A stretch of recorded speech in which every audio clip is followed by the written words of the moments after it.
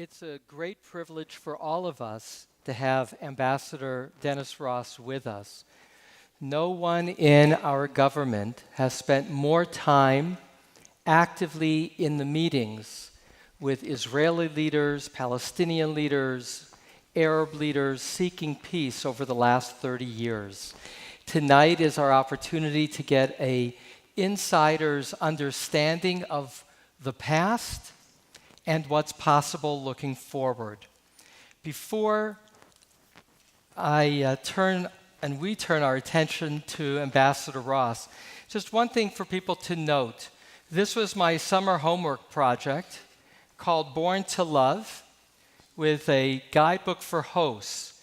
In leaving tonight, the price is right. They're free, but with the condition that you agree to have 5 conversations with this booklet enables you and one friend or a group of friends to have. So in leaving tonight, please do stop at the table, sign up, and get the packet for Born to Love. How do you segue from love to the Middle East? Well, it's needed there. What's that? It's needed there. It's very needed there. It's needed everywhere. I hope many of you saw, and I want to just pause to thank Modi and Tracy Armstrong-Gorski for the wonderful article in the J-Life. And I start there only because, as part of it, there's a brief history of Ambassador Dennis Ross that's 7 paragraphs long, which is to say that there's a lot to say about your many achievements. So rather than going through your resume, I thought we would start with your childhood. And what I'd be curious about is your earliest image of Israel, growing up in Marin County, California. What's your earliest image of Israel? You know, it's interesting. It was not a big topic of conversation in my house, although the first time I recall actually hearing a discussion about it, I was at Sunday school, and I was like, I think I was in like the 3rd grade, and someone came in and began to talk about all the threats that Israel faced. What year was that? It's going to take me a while to calculate that. Could be any year, obviously. It's true, it could be any year, but I think it would have been, it was probably late 1950s. And so, you know, it struck me that there was a sense of profound threat and concern in terms of what was being said. I have this vivid memory because right after we had this person come in and speak about what Israel faced, and understand this was Marin County, the teacher then proceeded to turn on Bob Dylan and his song, "The Answer's Blowing in the Wind." So this must have been, I must have the dates wrong because Bob Dylan emerges a little bit later. But I have this imagery of hearing this. Maybe I was a little older, hearing it in Sunday school, and then hearing Bob Dylan and trying to piece together these 2 very diverse kinds of images. One is that Israel's under great threat, and then listening to an anti-war song. Only in Marin County could you have that experience. You did your doctoral dissertation at UCLA and focused on the Soviet Union. Yeah. Why this? That was in 1981, the early 80s. What drew you to focus on the Soviet Union then? Well, understand that that's when I finished it. I began working on it in the late 70s. Understand that foreign policy and national security during the Cold War revolved entirely around our relationship with the Soviet Union. All other issues were derivative. it affected our organization, our budgets, the way we approached to domestic issues as well. When it came to dealing with almost all issues internationally, everything was approached through a lens. The lens was, what are the Soviets doing? So if you were really focused on foreign policy and national security at that time, you were almost inevitably drawn to the Soviet Union. I had a dual set of interests. I had an interest in the Soviets. I had an interest in the Middle East. I was actually the teaching assistant for 3 years at UCLA for Malcolm Kerr. Malcolm Kerr was probably the dean of the American Arabists. He had been raised in Beirut. He had gone to the American University in Beirut. He was assassinated when he was president of American University in Beirut. So I was deeply attracted to the Middle East. I had gone to Israel for the first time in the summer of 1970. It had affected me strongly. When I was there, I was actually on a student tour, and I was reading Chaim Weizmann's book, Trial and Error, the autobiography of Chaim Weizmann. And the combination of reading that while I was there really created a deep interest on my part. On the one hand, I had this interest in Israel and the Middle East. On the other hand, I had this sense that everything internationally revolved around the Soviet Union. And so I actually wanted to combine the study of both. What's interesting is when I went into the government before I finished my dissertation, and I was hired because of my work on the Soviets. And I was immediately put into an office where I had responsibility for working on the Persian Gulf and the Middle East. So on the one hand, I was hired for one reason, but I got to work on what really mattered to me most right from the beginning. And that was just serendipity. So why did it matter to you so much? Or go back to 1970 and that visit to Israel, and why being given that opportunity felt right for you? Israel in 1970 was a very poor developing country. If you think back, at that time, people didn't have their own phones, or if they had them, they had to wait for a long time to get them. The idea of dryers, like you put your clothes in, they didn't exist. It was a country where the sense of elan and the sense of mission and the sense of identity and the sense of purpose was very strong.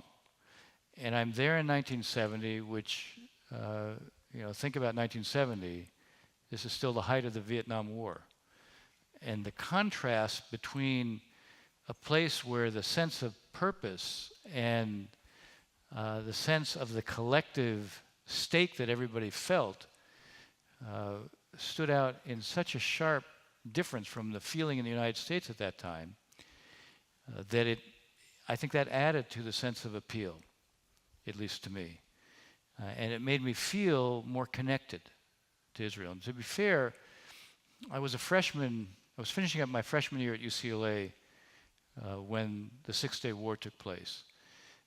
And at the time, the U.S. was sort of sitting on the sidelines of that.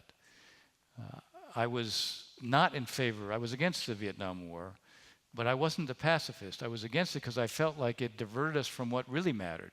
And then the Six-Day War takes place and it sort of validates that view. That where we had big stakes, which were not in Southeast Asia, we were so tied down in Southeast Asia that we couldn't do anything.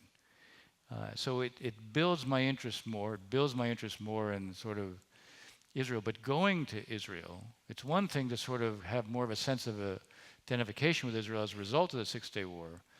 It was something else to go to Israel and suddenly have the reality of the state.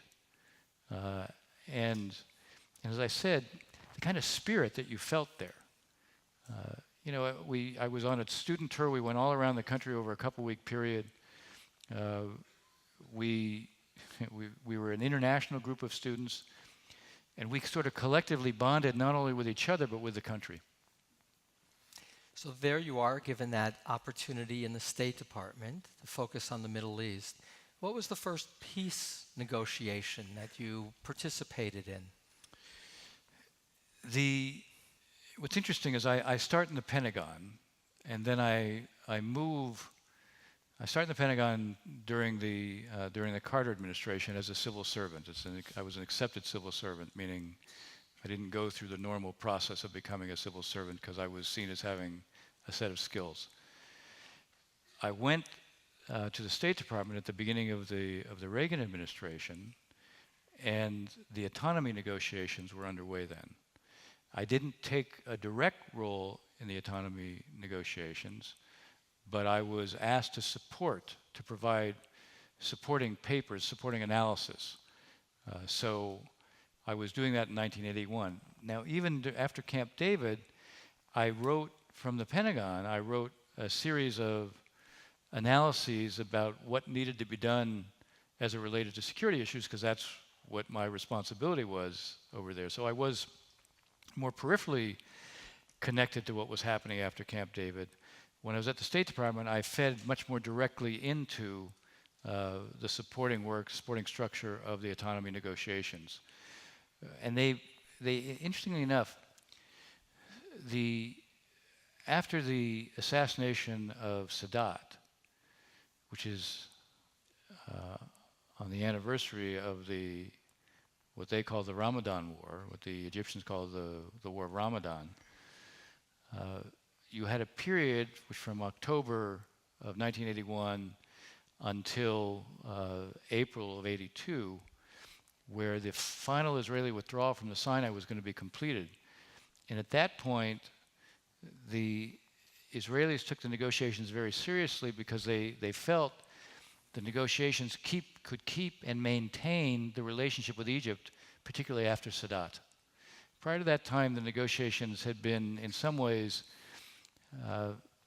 less serious. They became much more serious, and interestingly enough, for a set of kind of parallel reasons, complementary reasons. The Israelis wanted to keep the Egyptians in. They wanted to preserve the relationship afterwards. The Egyptians wanted to make sure the Israelis would complete the withdrawal. So they each had their own interests in wanting the negotiations to be serious.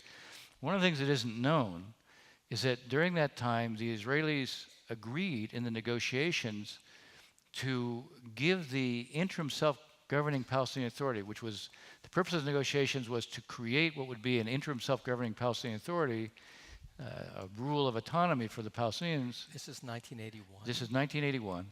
The purpose is to create this. The Israelis agreed that the interim self-governing authority would be able to veto new uses of land.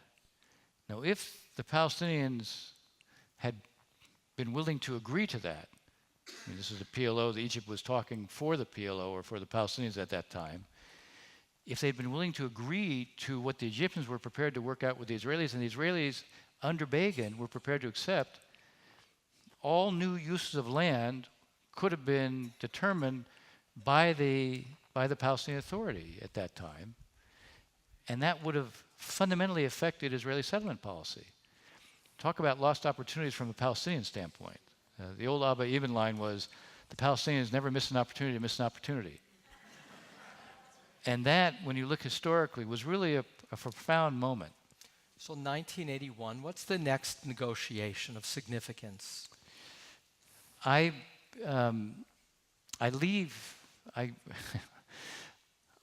government in '84. I had gotten caught up in what was a conflict between Weinberger, who was Secretary of Defense, and I'm back in the Defense Department because I went to the State Department on a rotation. The reason I went to the State Department on a rotation, I was not cleared by the Reagan White House because I'd worked 2 years for McGovern during his campaign. And so when that was seen at the White House, that sort of ruled me out for having a political appointee position. So I went over on a rotation, and there's from the Defense Department to the State Department. When I went back to the Defense Department, I was, and people won't remember this, Donald Rumsfeld was the Middle East envoy in 1983, 1984. I go back to the Defense Department in '83. Rumsfeld is the Middle East envoy. The Undersecretary of Defense at that time was a guy named Freddie Clay. Freddie Clay directed me to support Rumsfeld's efforts And so I began to lay out how the negotiations, what he was doing, could work in Lebanon. And Weinberger didn't want us involved in all in Lebanon. He didn't want to support Rumsfeld, who was the presidential envoy, when he found out that Rumsfeld wanted me to be traveling with him over there. Weinberger raised all sorts of questions. Now, what is it that Weinberger sees in you that he wants you to travel with him? To which I said, I only work here. I just write papers. And they were in such a struggle over the policy, and I'm like this little pawn, who's a lot younger at the time. And Colin Powell, who is Weinberger's military assistant, calls me into the office and he says, Dennis, the two elephants are fighting, and you're an ant. So I'd get out of the way. And I kind of thought, that's not why I'm in government service. And right around that time, I got an offer from the University of California to come back and run a joint program between Berkeley and Stanford on the Soviet Union. And I thought, this is a good time to leave. I always wanted to be an academic anyway. I always had planned to be. So I left. And so I was gone from 84 to 86. I'm then offered the senior position on the National Security Council staff on the Middle East. Now, no one who had been Jewish had ever been in that position. Who offered that to you? It was offered by the person who was the Deputy National Security Advisor was a guy named Don Fortier. And he's the one who engineered it. Admiral Poindexter was then the National Security Advisor. So the offer came from me, but because the Middle East was seen as George Shultz's special preserve, Shultz had to talk to me before the position could actually be offered. So I went and I had a couple hours with Shultz, and then I was offered the position. So the next time, my long-winded answer to your very direct question, proving how I always handle diplomacy, is that Shultz then had me travel with him. And from 86 to 88, Shultz made an effort to try to start negotiations. So I basically was involved in Shultz from 86 to 88. And that's when I began to be much more directly involved in terms of shaping what we did in support of him. And you were... Can I say one other thing about Shultz, because it's an important note? I made it, I said I was offered the job, the senior Middle East job at the NSC, and no one who was Jewish had ever been in that job. It reflected what was, and I say this, I point this out in the book Doomed to Succeed, there were basic assumptions about the Middle East where Israel was always seen through a lens of being a problem. And it was difficult to be Jewish and work on the Middle East. Very rarely were people in that position. Those who were Jewish were somehow seen as suspect, whereas those who came out of the missionary world or those who came out of the oil industry were seen as being experts on the region. So this was crossing a kind of threshold by going to that position. But the reason I want to focus on Shultz is a guy who changed the attitude towards who should be working on what issues. Prior to Shultz, anybody who worked in Israel or who worked on the Israeli desk in the State Department, they usually worked on South Africa and Israel and Taiwan. Countries that were seen as kind of pariahs, but they weren't somehow embedded in the Near East Affairs Bureau. It tells you a lot about what the perception was.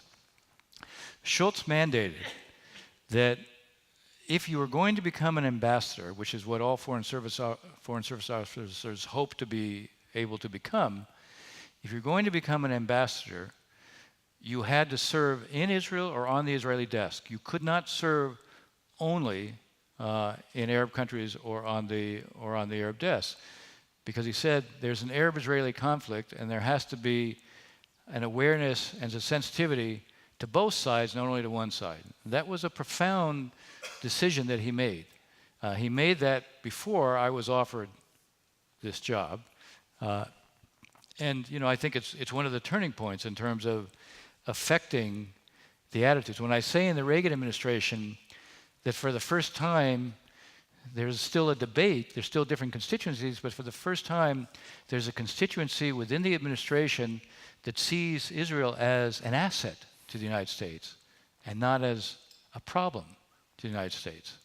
That's one of the things you emphasized in Doomed to Succeed, where you analyze each of the presidents from Truman through Obama. You emphasize that there was a consistent pattern of false assumptions on the part of the presidents.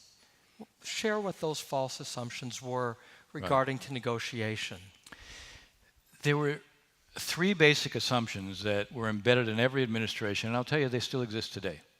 The book only goes to Obama, and obviously there's now Trump, but still within the bowels of the national security apparatus, you'll still find these assumptions are there. One, if you distance the U.S. from Israel, you'll gain with the Arabs. Corollary, if you cooperate with Israel, you'll lose with the Arabs. And three, if you want to transform the region and the U.S. position in the region, you have to solve the Palestinian problem. Now, the first two assumptions were always misguided because they reflected a presumption that for Arab leaders, the only issue that mattered was the Palestinian issue. And the issue that mattered to Arab leaders, which was true in the past and remains true today, is their security and their survival. They were never going to make their relationship with the United States dependent upon what we did with Israel, because what mattered to them was our being a guarantor of their security. And you see it today, just as clearly as you've seen it in the past. But that was something that, for the most part, didn't penetrate. The last issue is not to say the Palestinian issue was unimportant, but it implied that everything in the region revolved around the Palestinian issue. Now, it's never been true that everything in the region revolved around the Palestinian issue, but in the last couple of years, if there was ever a doubt about it, there shouldn't be. I mean, if tomorrow the Moshiach arrived and Syria was resolved, well, it wouldn't, that's something that is totally separate from the Palestinian issue, right? I mean, turn it around. If the Moshiach arrived and resolved the Israeli-Palestinian issue, would it affect Syria? Would it affect Iraq? Would it affect Yemen? Would it affect Libya? The answer is obviously no. But this notion that everything was linked to the Palestinian issue was deeply embedded in the psychology of the whole national security apparatus. So you were actively involved in the Camp David negotiations as the key negotiator on the U.S. team. You were actively involved more recently with Senator Kerry and that negotiation of the Obama administration. In all these administrations that you've been involved with, from Reagan to President Bush 41, Clinton, President Bush 43. I wasn't in 43. That's the only one you were not I was in involved Obama. with. Yeah. Of all of these, what was the closest point in your involvement in negotiations that you felt you were on the cusp of the agreement? The only negotiations that ever really became close were during the Clinton administration. It's not the case in either Bush or Obama, but in the Clinton administration, it's clear that there were people around Arafat who wanted to agree to what we offered. I mean, I can give an example of that, and I will in a second. It's also clear we came very close to doing a deal between Israel and Syria. There we were extremely close to a deal. The reason I say there were people around Arafat who wanted to do this is that we presented the Clinton parameters on December 22nd, 2000. 11 days before, I had seen Arafat alone in Morocco at his request. And I began the meeting with him by saying, look, 5 weeks left in Clinton. 5 weeks from now, he's gone and I'm gone.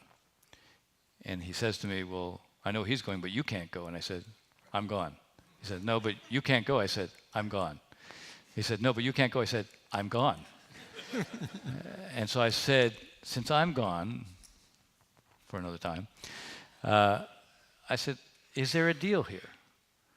And we had set up, there was the second intifada, but not the bombings, had begun after, at the end of September. And in November, we set up a back channel, and the violence went dramatically down from 60 incidents a day to 4 or 5 a day. This is after the Rabin assassination? Yes, Rabin was assassinated in 1995. This is the year 2000. Okay. And so this back channel is set up, and the violence goes down, and I know they're making progress. And then he asked me to come see him in Morocco. And so I say, is there a deal here? And he says, yes. And I said, why? He says, because I'm serious and they're serious. And I said, that doesn't tell me anything. I need to know, based on each of the issues, on borders, on security, on refugees, on Jerusalem, I need to know whether what the Israelis can do is something you can accept.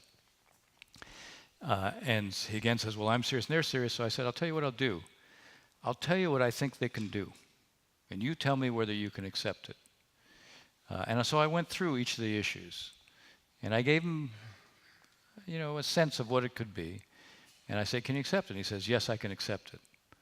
This is December 11th. Now, from Morocco, I do a secure call back to Clinton, and I tell him, look, this is what happened. And Clinton says to me, how come you're not more excited? Even over a secure phone, he could tell I wasn't more excited. I said, because I don't believe him.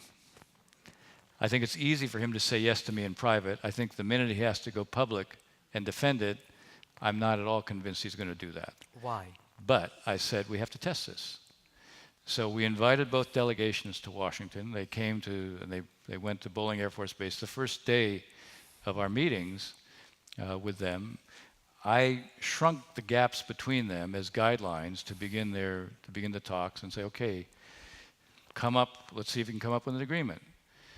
3.5 days there, the two leaders of the delegation came to me and said, look, on our own we can't reach an agreement. We can't bridge the difference. We need the United States to present a bridging proposal.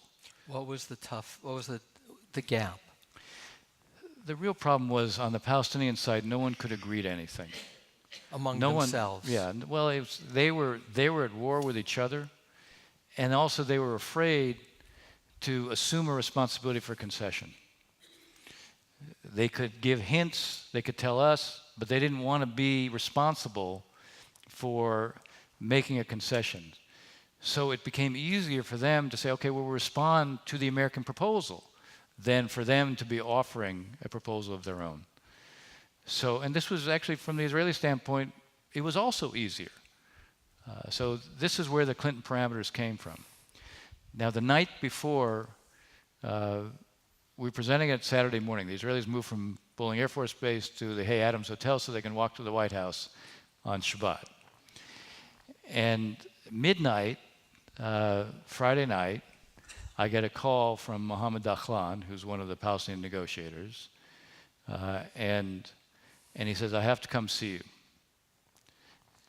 I said, you got to come see me now? And he goes, I have to come see you. And I said, really? And he goes, yes. So I say, all right, come over. He gets to the house about 1 in the morning. We're meeting with the president and both delegations at 10 in the morning. And he walks in and he says, what are you going to force us to eat tomorrow?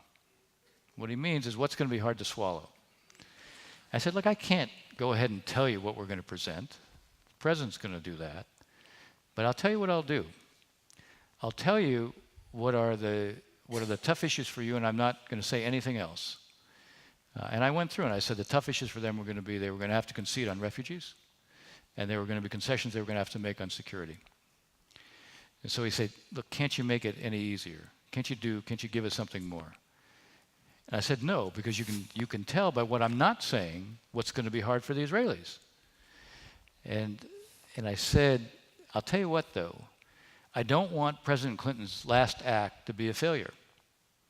So if you can't say yes to this, then I'll tell him tomorrow morning not to present it. And you don't have to decide right now, but I got to hear from you by 8 in the morning.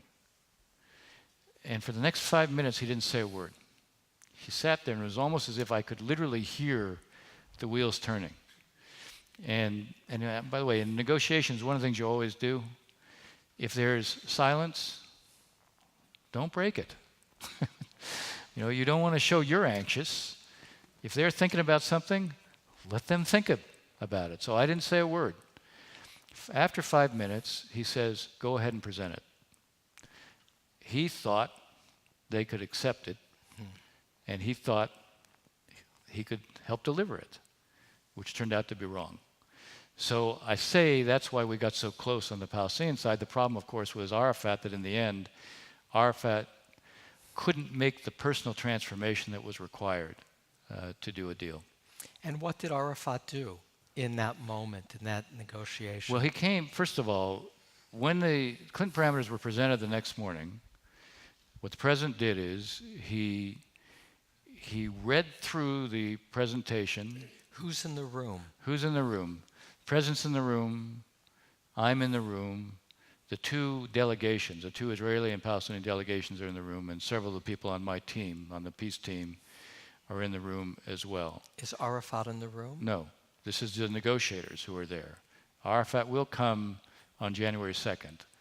But on December 22nd, when the president presents this, he goes through at a kind of slow pace, going over every word. We were not giving this to them. We weren't handing them a piece of paper.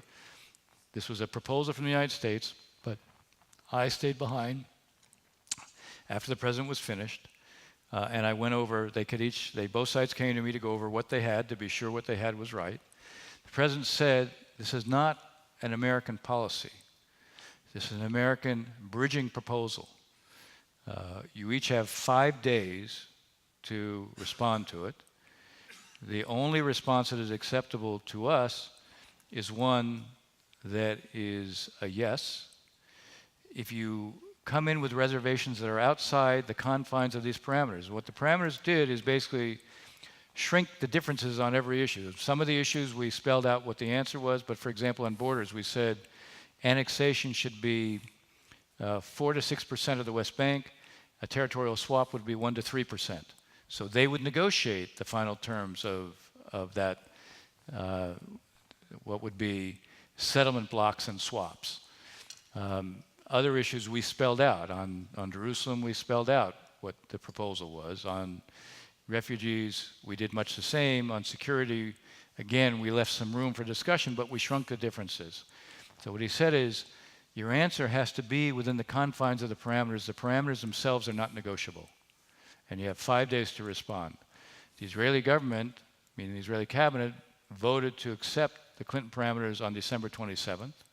They had some reservations, but the reservations all fell within the bounds of the parameters. Arafat didn't respond on the 27th. And then we started getting pleas from Mubarak and from Ben Ali, who was the president of Tunisia, where Arafat still had a strong relationship, saying, give him more time. And then they called back and they said, look, he just needs to come. He just needs to come to Washington to see the president. If he sees the president, he'll say yes.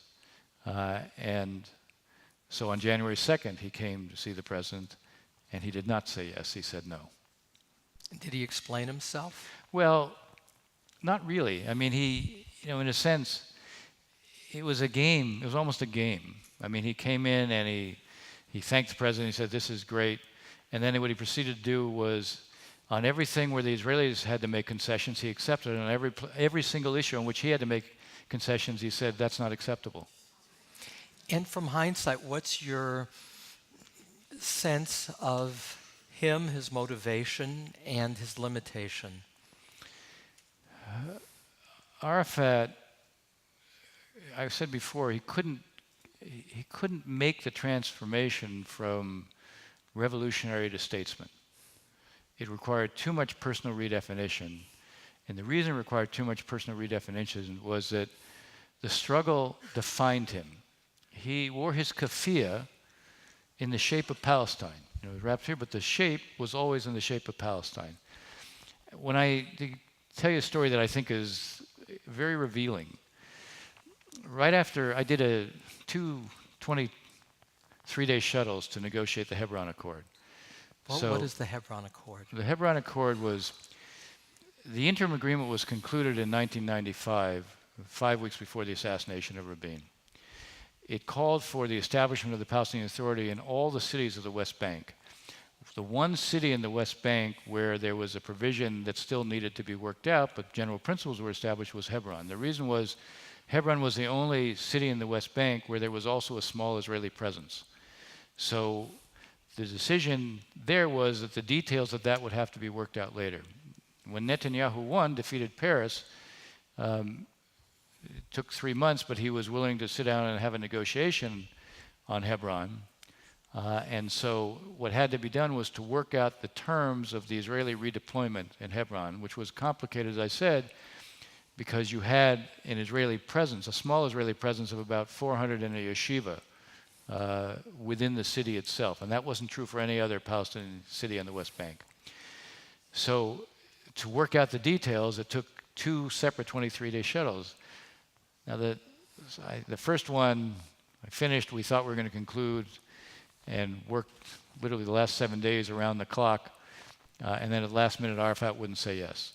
So I left, and Abu Mazen at the time said, I guarantee that I'll tell you when you can come back and we'll finish it. And he gave me, 10 days went by, he said, you can come back, we'll finish it. Well, it still took 23 days of around the clock. So finally, the night after we finished, Arafat asked me to come down and have dinner with him, just the two of us. And so he said, can't you stay longer? I said, no. I actually don't live here. And I said, I'm going to take a vacation. And he goes, gee, it must be nice to take a vacation. So I said, you could use one. And then he says, I haven't had a vacation since 1962, when I took an afternoon off. So I said, you could really use one. And he says, and understand, I mean, I've been living with the guy. I spend more time with him than all of the guys around him. There's nobody else in the room. There's nobody to impress. And he says to me, how can I take a vacation from my people? Now think about it. I mean, he had a personal self-image. And the conflict and the struggle defined him. We were asking him the 3 words that he couldn't accept. He could do deals. He did these limited deals, but he couldn't do an end of conflict deal. In what we had presented, it was end the conflict. No more claims, no more grievance. So he had to give up all the claims, he had to give up all the grievance, he had to give up the struggle. And the struggle was who he was. So he could live with understandings, but he couldn't live with a final peace agreement. That's what I mean by requiring too much personal redefinition. I'm aware always of time and limited time, and what I so value is the detail in the most positive way. Thank you. Because it reveals the gift we have of hearing the experience. And I have a long list of beyond the Palestinian negotiation, but you were the secret go-between, if I'm correct. You'll correct me. During this most recent negotiation in the Obama administration, why was it a secret? And this is now the negotiation with Abu Mazen, with Abbas, and Israel, Netanyahu. How close did you get? It's hard to know for sure. What happened, it wasn't so much a secret go-between. We had a back channel, which began when I was still in the Obama administration in 2011, the middle of 2011. It went until the end of 2013. It was a back channel that brought together a representative of the Prime Minister and a representative of Abu Mazen. Now, there was a difference between the two because the representative, and I write a little bit about this in the Obama chapter, the Yitzhak Moho has been Prime Minister Netanyahu's negotiator. Hussein Agha is someone who lives in London, and it has a kind of deniability that Moho would not have had. but he was the only non-Palestinian member of the PLO, dating from the late 1960s. Every single back channel that had ever been done, he was a part of. What was known as the Balin-Abu Mazen Agreement, which was done in 1994, 1995, which was on permanent status issues and was concluded 3 days before the assassination of Rabin, and therefore ended up being preempted because Peres, when he came in, chose not to use it. He was the one who negotiated it. In 1999, the Palestinians sought a back channel to Barak after Barak got elected, and he was the back channel. So he had a long history of this. So we worked on this for 2.5 years. We put together draft agreements, and the better way to say it is we put together what would be a draft set of principles on every issue designed to resolve those issues. We made progress on every issue, and in the end, we stopped the end of 2013 because at that point there was an effort. Secretary Kerry was obviously at the same time had at least publicly acknowledged effort that was going on. And at that point, in a sense, he chose to take this over. He was aware of it throughout. He chose to take it over, and obviously used what we had done. And over the next several months, things didn't work out. So why was it a back channel? Back channels are used because in a back channel, you can brainstorm. In a back channel, you can say things, the ground rules are they're not committing. You can try out ideas. When you're in formal negotiations, you try out an idea, then you're held accountable for the idea. And that tends to preempt the ability to try things out in a way that might be a way to resolve things. Now, the way we worked in this back channel, we would go through every issue, and we would talk it through and try to see if we could come to a conceptual understanding. And, when we thought we were at a conceptual understanding, then I would try to translate that and put it on paper, and then bring it back and show it to each side. And usually when they saw it in black and white, even if it was a perfect representation of what they'd said, when it's in black and white, it looks a lot different than when you're just talking about it. So then each side would say, no, that's not that, it's got to be a little different. Then we'd work over, all right, let's refine this. And we would get to a point where the language would be acceptable. And we covered all the issues in one way or the other. We didn't finish everything, but we made progress on every issue. Now, the idea with this back channel was when we reached agreement, each of the two representatives would go back to their respective leaders, and if they accepted it, then it would be presented as an American paper. And they would each be allowed to have some reservations, but the reservations couldn't contradict what was in the paper. So it's always difficult once you have a formal channel, it's hard to maintain the kind of fireball between a back channel like this and a formal channel. And eventually, I think that was one of the things that complicated the effort. So why did that fall apart? I think that there came a point where I think there was some sense that it was time to try to formalize what we had. And not surprisingly, the formalization of that created its own set of problems. I do think that there were, from the standpoint of the participants in the back channel, I think there was a sense that there were some changes being made, which in the end complicated it. Now, I think if you had Secretary Kerry here, he would probably say some of the changes that were made were necessary, and the problem is no one can prove it one way or the other right now. But it showed that, my own view is maybe had we had more time. One of the reasons that I think to be fair to Secretary Kerry, one of the things that made him feel the need to begin to formalize this was that he felt the clock was ticking on the 9 months that he had agreement on to conduct formal negotiations.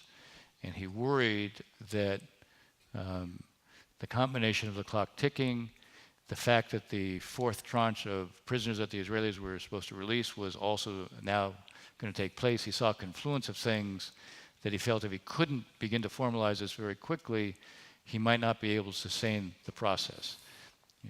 We had a different perspective because from our standpoint, we weren't working under the same kinds of pressures. And yet it's precisely because the character of what we were doing, it made it possible to make progress. So there's no saying where you stand depends upon where you sit. And so where Secretary Kerry stood, he felt a need to begin to formalize this, given the fact that the clock was ticking. Given where we were less susceptible to that pressure. So I asked you in a conversation in Washington recently, what's the question that you have not been asked in a public conversation that you would ask yourself if you were the interviewer? And you shared that the question was, why do you keep going? After all these decades, detailed conversations, at this point, no fruit.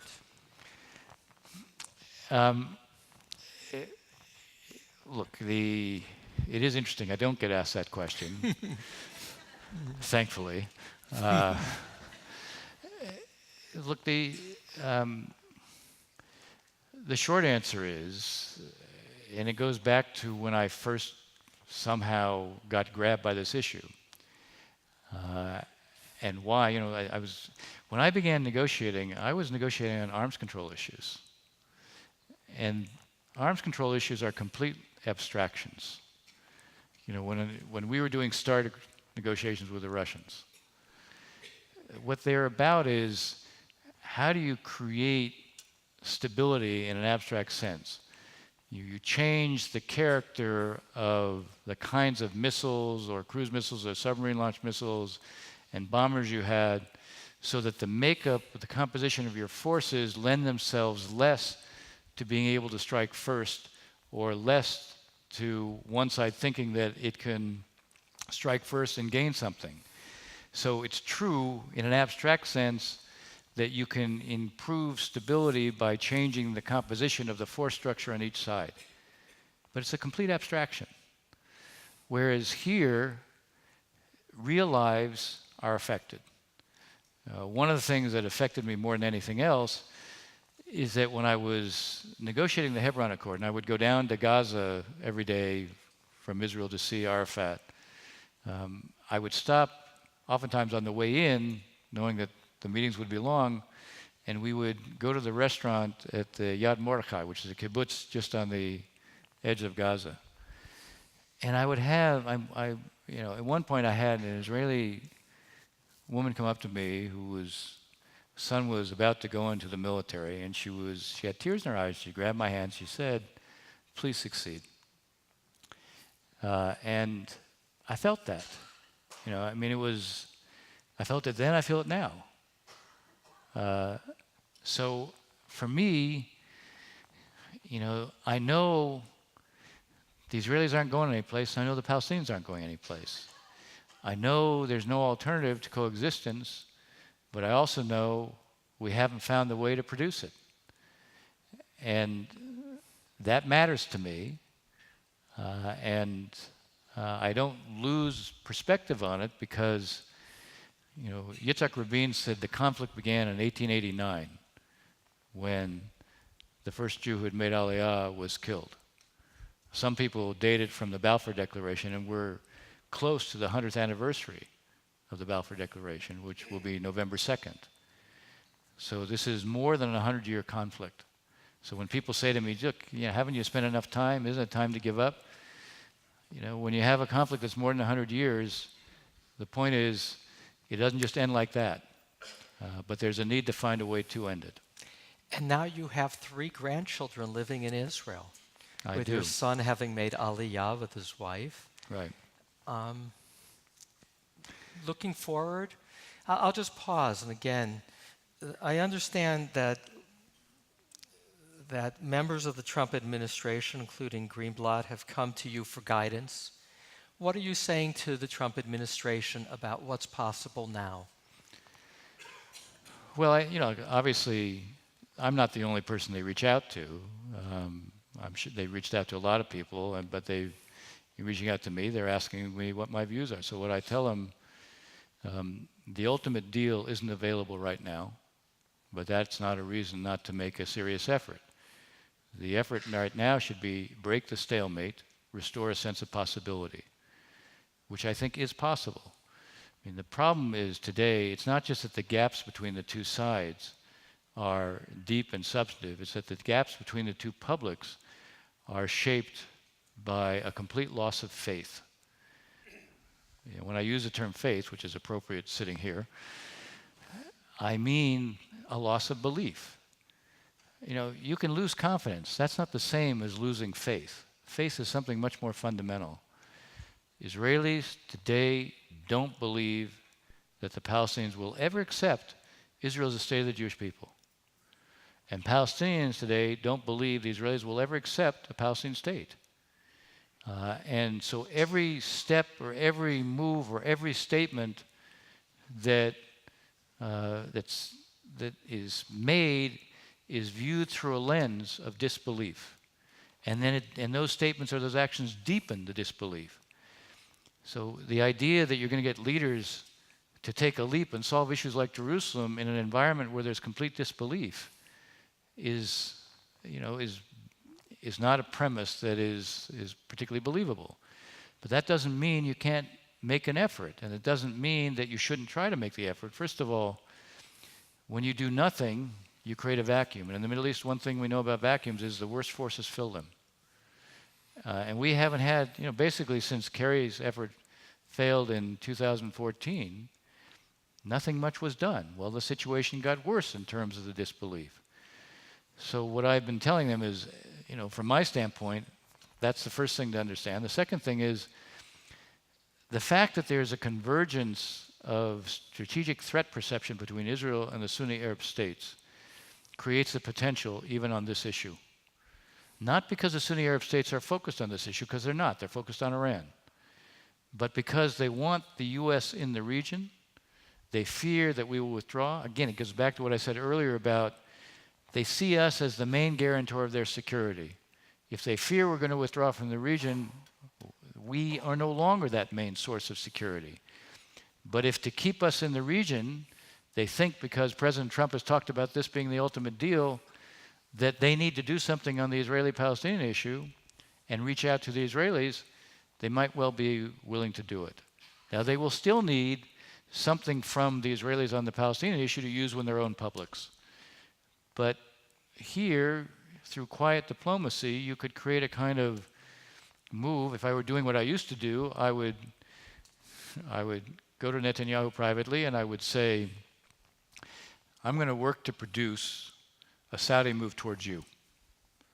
Because for Netanyahu today, particularly given the makeup of his government and the right wing within his government, he can't make a move towards the Palestinians where getting something from the Palestinians would mean anything. No one thinks you get anything from the Palestinians in Israel. And no one wants to be a friar, a sucker. But if they get something from the Saudis and from the Arabs, that can justify it. So I'd say, all right, what do you need from the Saudis to be able to make a move towards the Palestinians? And I can anticipate what he would say, and I'd say, all right, for that, you have to settle all the issues, so you're not going to, meaning, he'd probably like to go to Riyadh or have the Crown Prince come to Israel. And, the Saudis aren't going to do that unless you're solving Jerusalem, and that's not about to be solved right now. But the Saudis could cross a big threshold. They could decide to send a delegation to Israel to discuss security, common security threats, security assurances under the Arab Peace Initiative, and that would cross a threshold. That would be a big deal within Israel. Now, they will require something towards the Palestinians, and here I would say if the Israelis were to say we're going to build only in the settlement blocks, not outside the blocks, and to the east of the security barrier, which is on about 8% of the West Bank, there'll be no Israeli sovereignty in any eventual deal, that would give the Saudis something to point to. And you know, then you could go to the Palestinians. I mean, you have to work this out first, then you go to the Palestinians, do it all quietly, and then say, all right, you know, you need to do something too. Now, there's a couple of things the Palestinians could do. One is, the Palestinians have never recognized that the Jewish people have a right to self-determination. When we say 2 states for 2 peoples, it means 2 states for 2 peoples. It's not only the Palestinians who have a right to self-determination, it's the Jewish people who have a right to self-determination. Palestinians have historically wanted to say, well, it's just a religion. It's not just a religion. Israel is not just a function of religion. Zionism was the national liberation movement of the Jewish people. It was about redemption. It wasn't just about refuge. And if you're going to have 2 states for 2 peoples, one of the things that the Palestinians need to acknowledge is that just as they have a right to self-determination, so do the Jewish people. That too would have real resonance within Israel. In that regard, just a little bit of a sidebar about your own Jewish identity and commitment. Ambassador Ross is a participant in founding a conservative synagogue in Rockville, Maryland, called Shalom. Every Yom Kippur, on the Yom Kippur break for many years, Ambassador Ross and Tom Friedman, another founding member of that synagogue, do a public conversation. So it's worth going for Yom Kippur break there. But more than that, you told me you attend synagogue Mo Shabbatot at your home. You go to synagogue. Yeah. And you also are co-chair with Stuart Eisenstadt, who in the Carter administration was the Interior Secretary, who is very responsible for the creation of the Holocaust Museum. Right. You co-chair with Stuart Eisenstadt the Jewish People Policy Institute. What does it mean to you to be Jewish? Well, it's my identity. It's I'm part of a larger community, but I'm also part of a heritage, and I'm part of a set of values. To live a Jewish life is to embody a set of values, you know, which to me, I think, especially these days, with basic human values being under assault from a lot of different directions, it's more important than it's probably ever been. You know, it helps to give me grounding.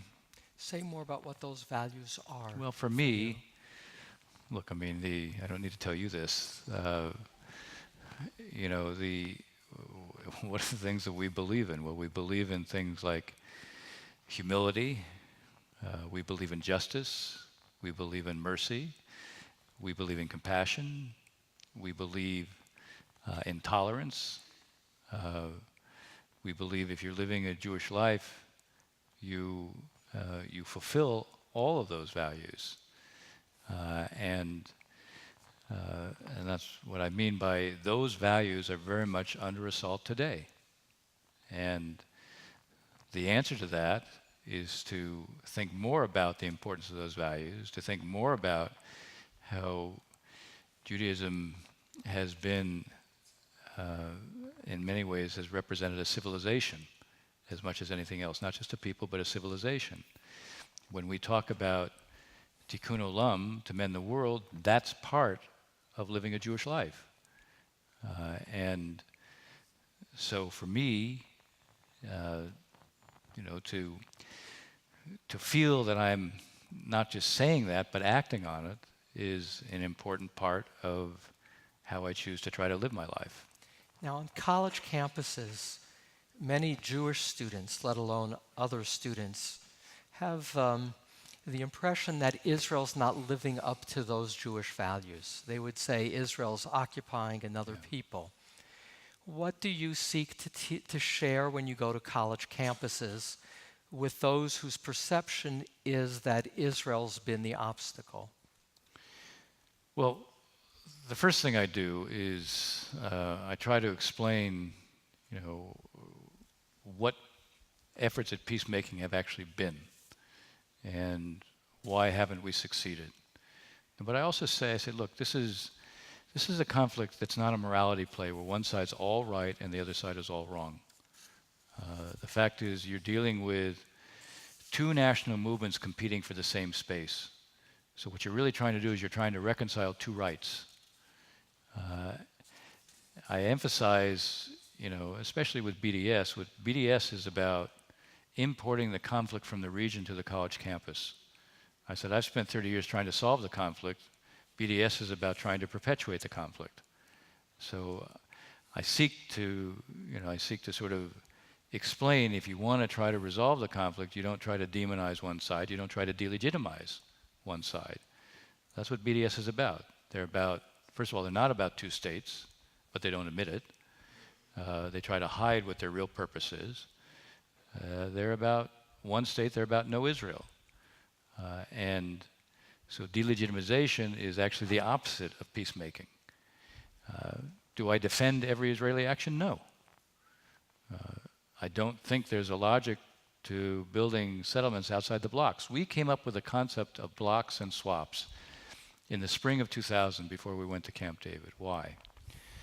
Because we knew that we had to find a way to come up with an approach to a border, but we also had to try to accommodate the vast majority of the settlers. When the Israelis, even though there's 144 settlements, the fact is that 5 settlements are about 44% of all the settlements. When you use the word blocks, there's a reason for it. Most Israelis settled close to the Green Line. Most of the big settlements were built close to the Green Line for obvious reasons. They weren't built in the middle of where Palestinians live, although large numbers of smaller settlements have been built that way. So the idea of blocks was you could accommodate close to 80% of all the settlers in about 4 to 5% of the West Bank. And then if we did that, then there'd be compensation, a kind of territorial compensation to the Palestinians. So we came up with a concept of settlement blocks and swaps. One of the things that I had a problem with in the Obama administration and after I left was we never differentiated between the blocks and the settlements outside the blocks. If you say you're for 2 states, then building within the blocks is consistent with 2 states because these areas will remain part of Israel. If you're building outside the blocks, that's not consistent with 2 states. And the Obama administration should have made it clear that they drew a distinction between the two. And they didn't. The irony is the president gave 2 speeches in May of 2011 where he talked about 1967 and mutually agreed swaps.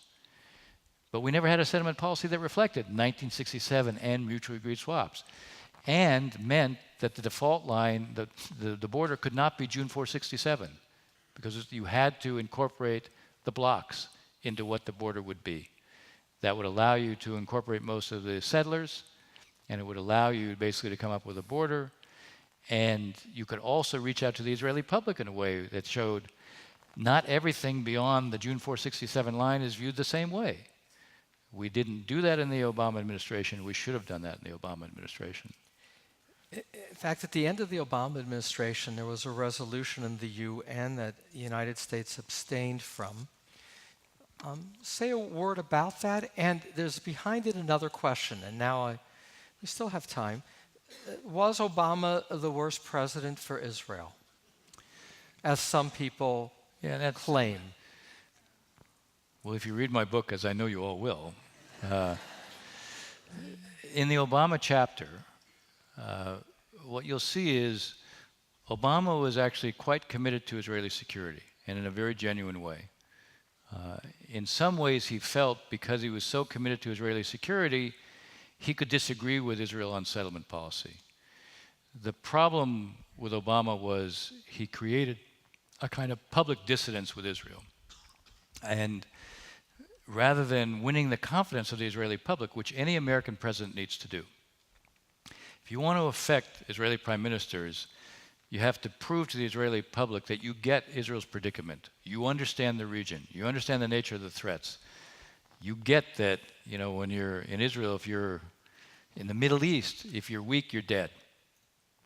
So that had to be communicated in a way that created an awareness on the part of the Israeli public that here was a president who got the predicament and understood Israel's needs. And when he raised those issues with a set of understanding and with a sympathy for Israel and its future. That then means that everything that's raised gets viewed with a different kind of responsiveness. And if the Prime Minister of Israel believes that the Israeli public thinks the American president is highly credible in these issues, that affects the choices the Israeli Prime Minister will make. Obama, basically by creating the public dissonance, by not going to Israel after going to Saudi Arabia and Cairo in June of 2009, he created an impression on the part of the Israeli public that everything was going to be done at Israel's expense. So even though his own approach on security issues was actually quite good, he never got credit among Israelis for it. And the public distancing raised questions, I think, in parts of the Jewish community as well. But the reality of many of his decisions were, in fact, quite favorable from the standpoint of Israel's long-term needs. Just one last point. Obama tended to look at the Israelis as being strong and the Palestinians as being weak. And therefore, he put all the onus on the Israelis for actions, which was a mistake also, because then you let the Palestinians off the hook. For the Palestinians to make concessions is extraordinarily difficult. They have a political culture that emphasizes that they're the victim. They've been the victim of a deep injustice. They have a political culture that sees themselves as the weakest player. By the way, they are. They have a political culture that has created a sense of not just grievance, but victimhood. And given weakness, given injustice, given grievance, they come to the conclusion that they shouldn't have to do a thing. The Israelis should have to do everything. Well, no negotiation works that way. And if you make it easy for them never to do anything, when it's hard for them to do anything, well, guess what they're going to do? Very little. So I'm going to do something now that doesn't often happen in these public settings, and that's to take questions from the audience. I say it often doesn't happen because there's always a concern that people don't ask questions but give long talks. So I'm going to do it as follows, because this is being also video recorded. And that means you may not be picked up with the sound. If anybody would like to ask a question, we have about 15 minutes and then 5 minutes to close.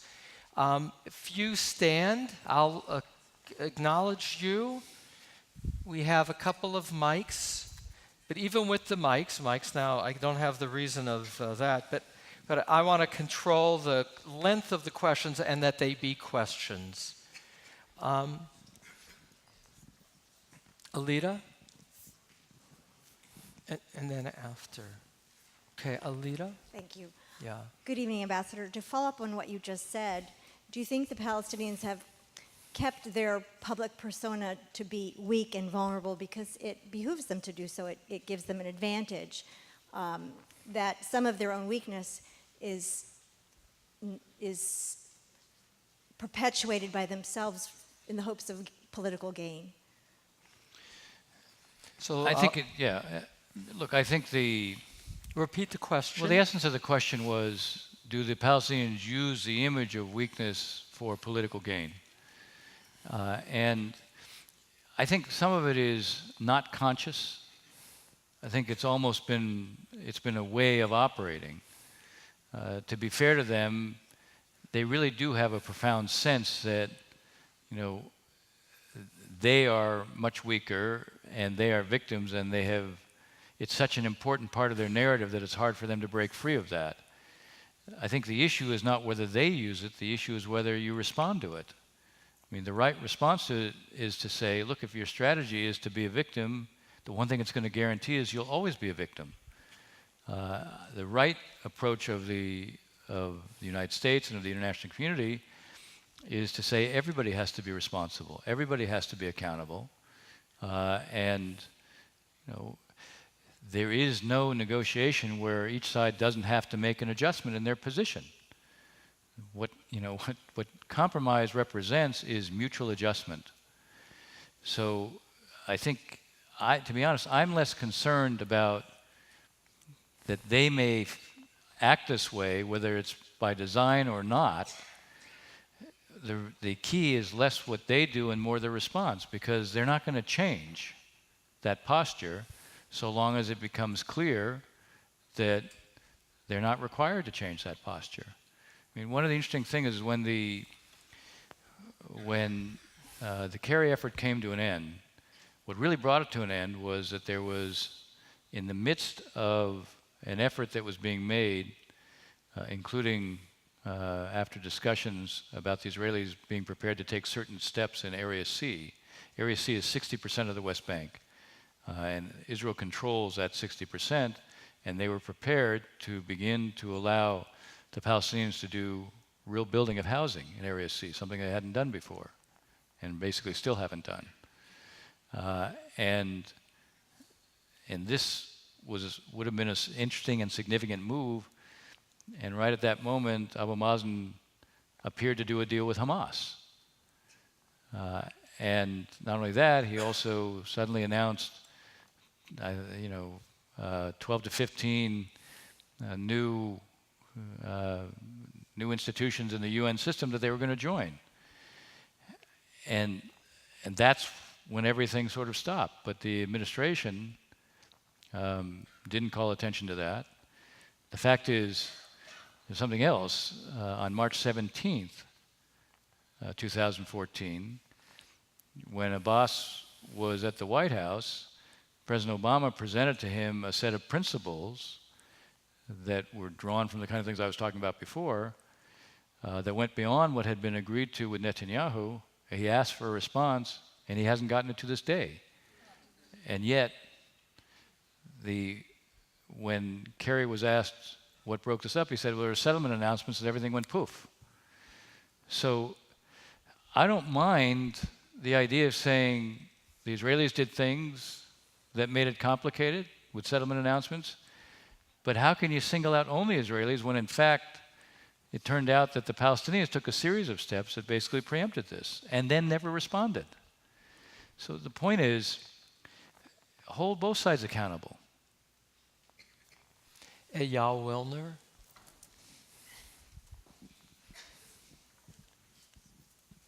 First of all, thank you very much. It's great to listen to you talk and explain. You've been doing this for 30 years. You are the Yoda. What's the answer? A, as part of that is, what do the Israelis need to do, what the Palestinians need to do, and what does the U.S. need to do, both vis-a-vis the Palestinians and the Israelis and the rest of the world, to make the Dennis Ross solution happen? An easy one. Yeah, thanks. No problem. I'm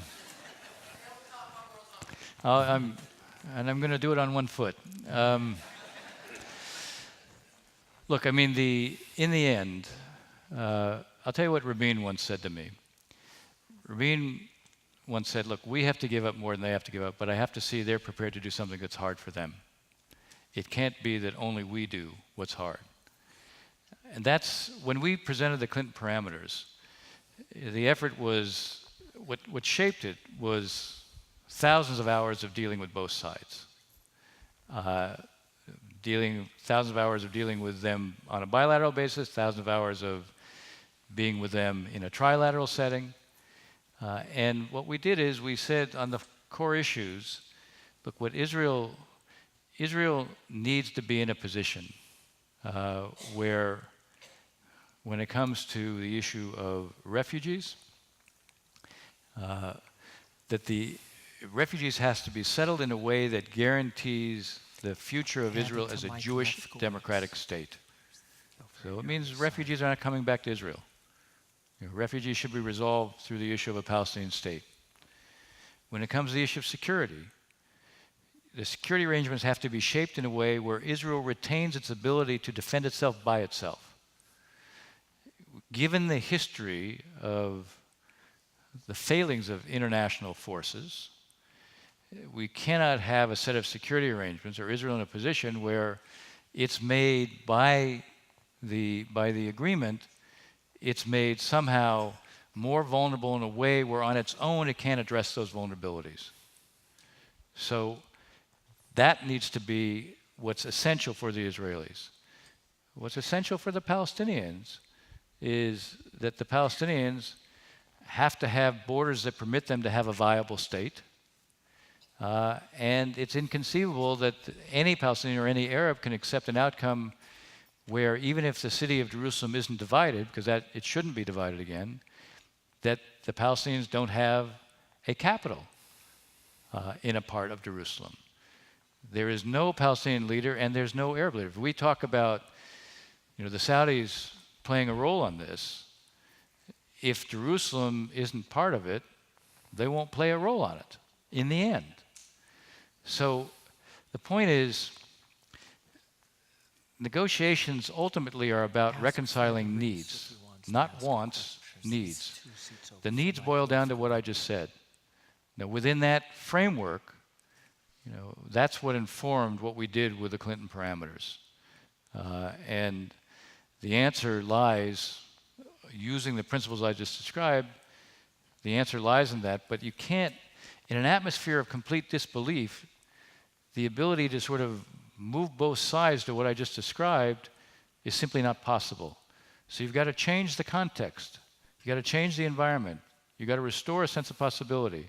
So when I was talking about before, this kind of triangular relationship where Israel takes a step that will be, that the Saudis and the Arabs can use to show that they are getting something for the Palestinians that's meaningful.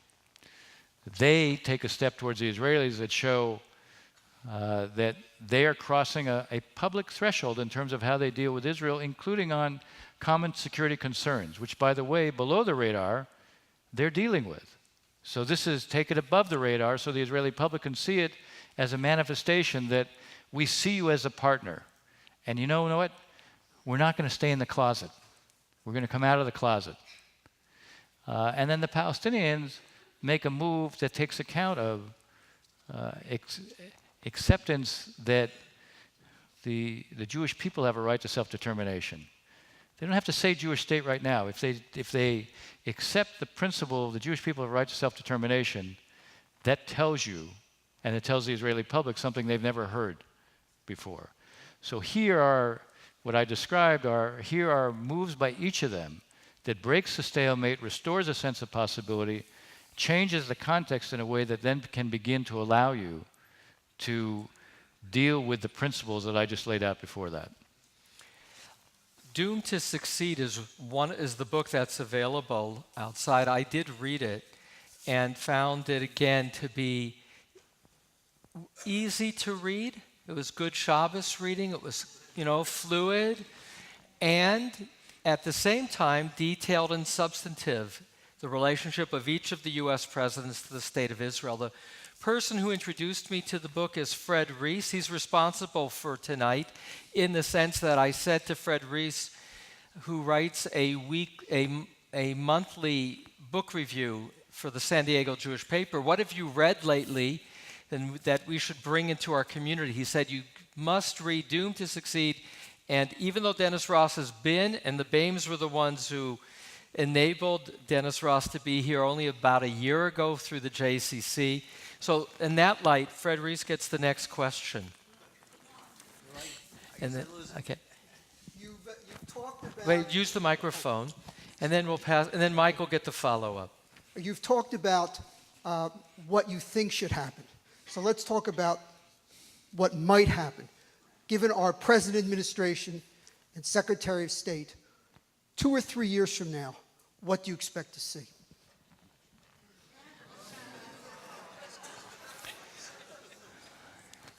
Well, I'd rather focus on what I hope will happen. Look, to be fair, I think that both Jared Kushner and Jason Greenblatt are genuinely trying to deal with the issue. And I think they're still trying to determine what's the best way to do it. They have, Jason Greenblatt has done things that even I didn't do. He's gone to a refugee camp.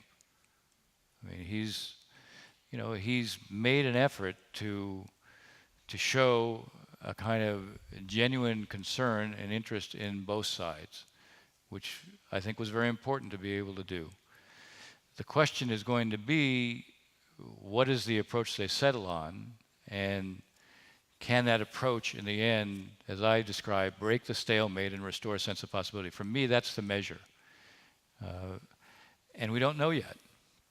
So I'm hoping that they will adopt positions that can do that. I just got back from Israel on Friday morning, and I met in Israel at the Arava Institute with about 80 Israeli, Palestinians, and Jordanians, where we were talking about cross-border projects on environment, on agriculture, on water, and on wastewater, and sewage treatment. And the reason I raise it is the ideas I'm suggesting that each party takes, they don't have to be the only ideas. There can be other ideas. What has to happen, though, if you're going to try to resume negotiations at some point, we're in the 24th year since Oslo began. September 13th was the 24th anniversary of the handshake at the White House. So it can't just be a resumption of negotiations. It can't just be some kind of meeting. There has to be something that accompanies it that shows tangible steps, tangible results, whether it's different kind of statements that have been made before, whether it's agreed projects on the ground that deal with water shortage issues. What matters is Israelis, Palestinians, and Arabs need to look at it and say, something's different this time.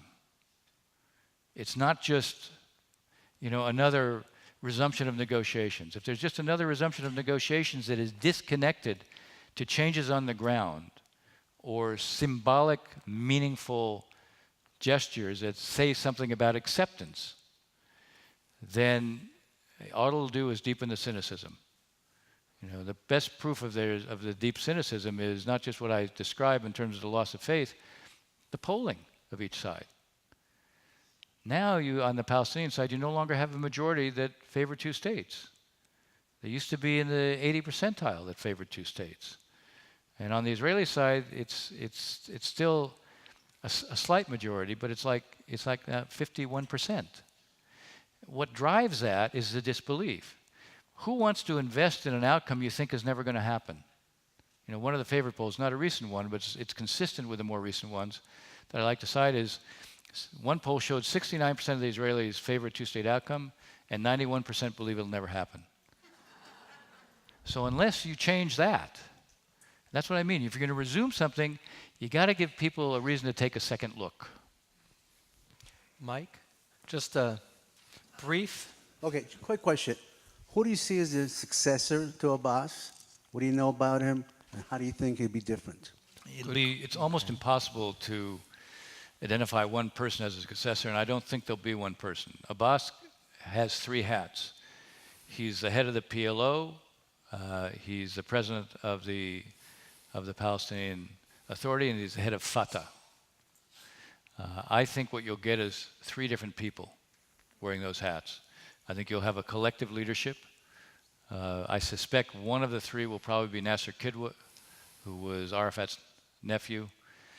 I think you'll have somebody from the security forces who will be there. But I think it'll be a collective leadership until it sorts itself out. I see a few hands at this point, but I have to Mike Myman. Last question, but what I want you to ask about, Mike, is Iran. I want a little weighing in on of Iran, and then we'll pull it together. But you can ask your question first. Go ahead, Mike. Mike Myman. Thank you. Thank you for being here. I enjoyed the presentation as much as I enjoyed the book. I'm actually interested in the second half of the last question Rabbi Spitz asked you, specifically about the decision of the Obama administration to sit on the sideline as the decision was made in the UN about Israel. Thank you. The question was really about the Obama administration's abstention on the Security Council resolution that was adopted in December. It was I've often said that anger is an emotion, not a policy, but that seemed to be a function of anger. It would never, to put things in perspective, the U.S. abstained, everybody else voted yes, meaning Russia, China voted yes, the British and the French voted yes. The problem with the resolution was at least twofold. It rolled back some of the baselines that we have, the new baselines we had created in the diplomacy over time. It was inconsistent with the president's own speeches about 67 and mutually agreed swaps, because when you say 67 and mutually agreed swaps, it means it can't be 67. It means 67 plus the block areas. The resolution made June 467 the default border, because it said June 467 is the border unless otherwise agreed. So the Palestinians, according to that, don't have to agree. It's June 467. The second thing is you can't solve the settlement issue, the settlements as an issue, unless you can have settlement blocks. But the language in the resolution said the settlements represent a flagrant violation of international law. So how do you then rationalize settlement blocks? This resolution could never have, the fact is the Egyptians were one of the sponsors and withdrew it. And then Malaysia, Ecuador, no, it wasn't Chile. There were 4 countries that brought it back. They would never have brought it on their own unless they felt certain that the U.S. wasn't going to block it, which meant we had all the leverage in the world to say, all right, we're not going to allow it to go through unless you change these sentences, you change this language, at least make it consistent with what our position has been. And so, I felt it was more anger at Netanyahu than almost anything else, and that it was should not have been done. It was a mistake. Iran, Netanyahu, Obama, looking forward, 2 minutes. Is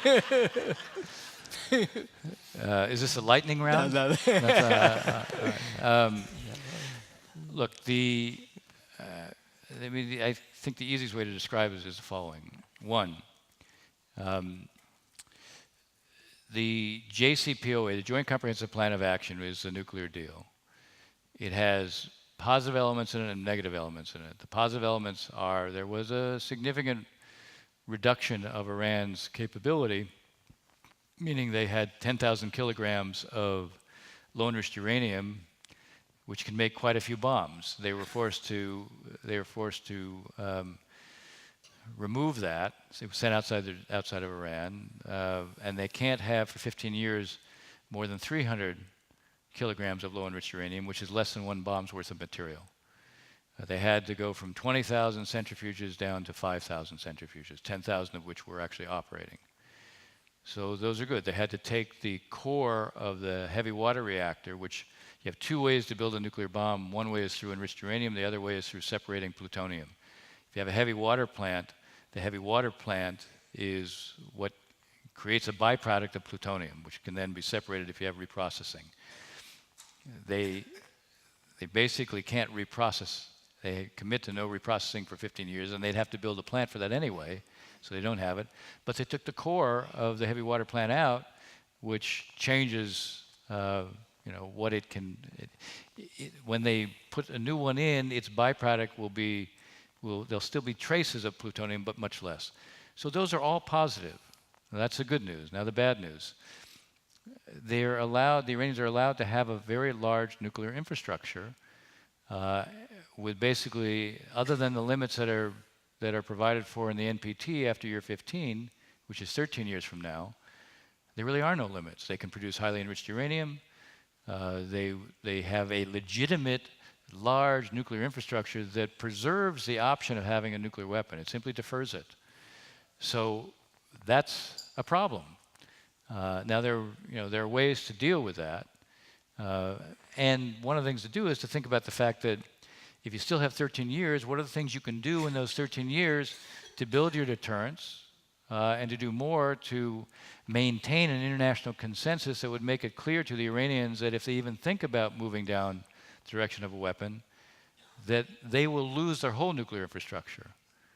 I mean, I want them to understand, if they even think about it, that they need to understand that militarily we will act and they will lose their whole nuclear infrastructure.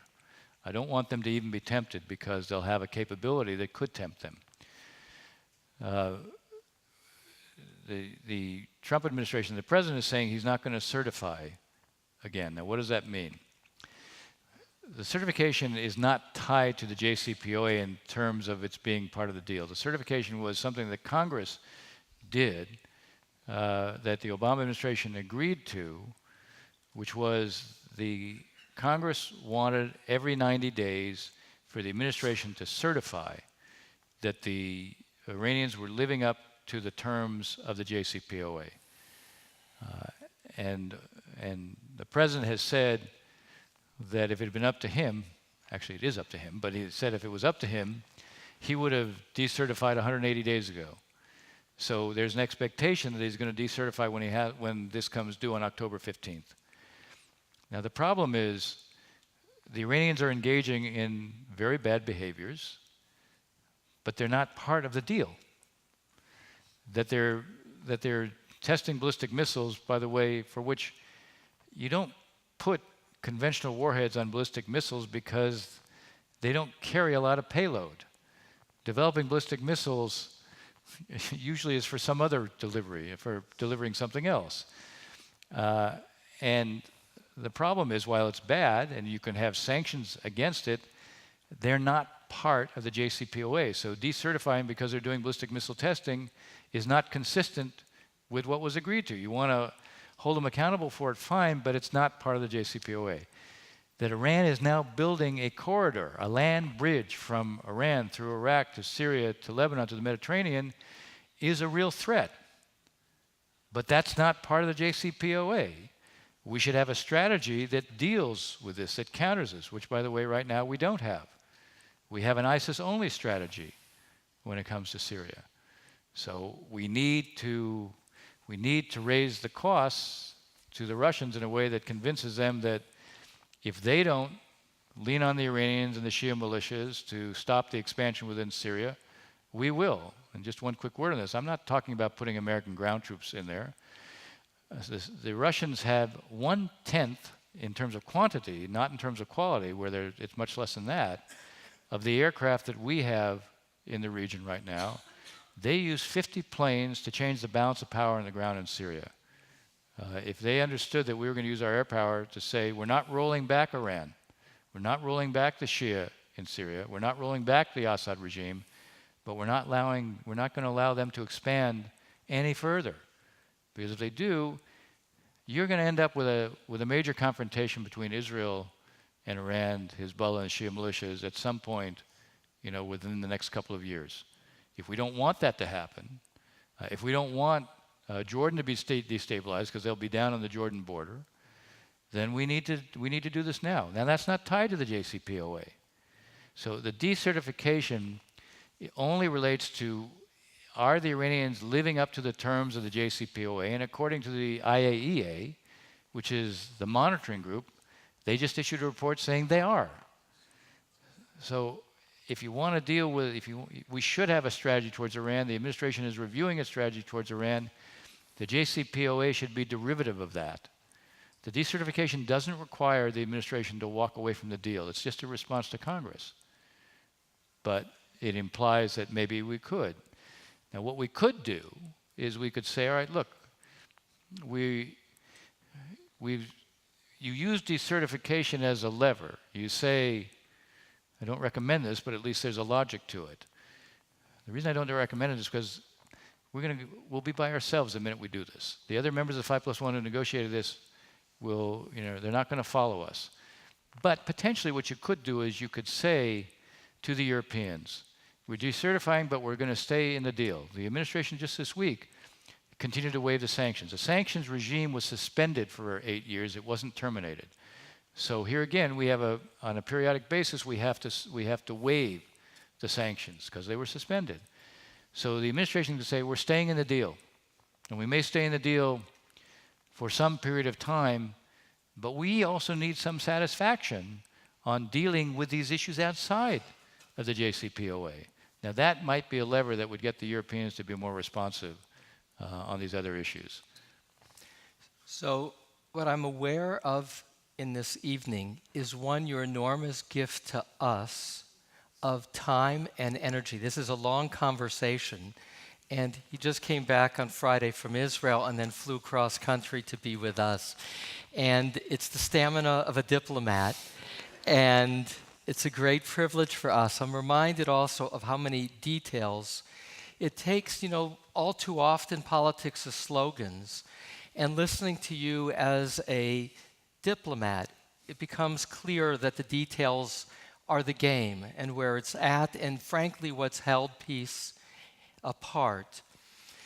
You also leave us, at least me, very nervous looking forward. So as a last word, 3 nights before a new year of Rosh Hashanah, what are your words for hope and comfort and a new year for us, your Jewish people? Well, I would say this. Where there is a sense of possibility, the relationship between Israel and the Sunni Arabs has never been what it is today. And it creates a sense of real possibility and hope for the future. I hope we can take advantage of that. I think there's a potential to take advantage of that, number one. Number two, Israel is a very strong country. It faces genuine threats, but it's a remarkable country. It's a country of great dynamism and innovation, and they have their political problems, we have our political problems, but somehow, it's true, I couldn't have done what I've done for as long as I have unless I always saw that the glass was half full, not half empty. So I do think the glass is half full, and I believe that we have potential and assets that we can work with, and I think all of us need to focus on how best to do that. I want to add one last comment, because in an earlier question, you asked it, and I answered it in a way that didn't provide this observation, which I think is important to add. Today in the Jewish community, there's there's obviously divisions as it relates to the current administration, and there's also divisions as it relates to what's going on in Israel. And one thing I want to remind everybody of, and this is something I do say on college campuses, if you have problems with what the Israeli government is doing, think about one other thing. Israel is a genuine democracy, and you'll find your counterparts there. You'll find your counterparts who believe in what you believe, who want to do what you want to do, and one of the things that you should focus on is think about how you can work with them. For students, how you can work with those in Israel who are pushing for the agenda and the things you believe in. One of the great virtues of Israel is they never tire of having debates. And what that reflects is that you have groups that cover the whole spectrum. You can find your counterpart in Israel, and one of the ways to maintain a sense of commitment to Israel and support for it and belief in it is to work with those who reflect the values and the purposes and the aims that you have. Thank you. 2 things.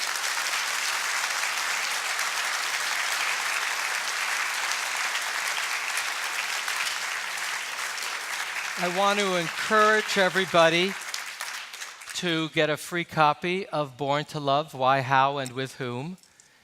Get a copy of Doomed to Succeed. There's will be about 20 minutes for an opportunity to sign.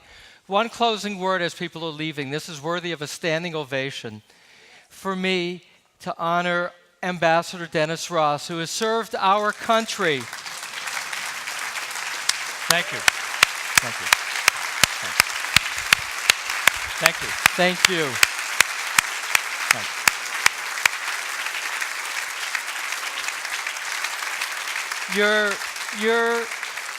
Your ability to see the cup half full and your ability to have dedicated your life to seeking peace is what rabbis preach you have done.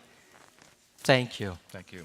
Yeah. I appreciate Thank that. you. Thank you. I do appreciate that. Thank you.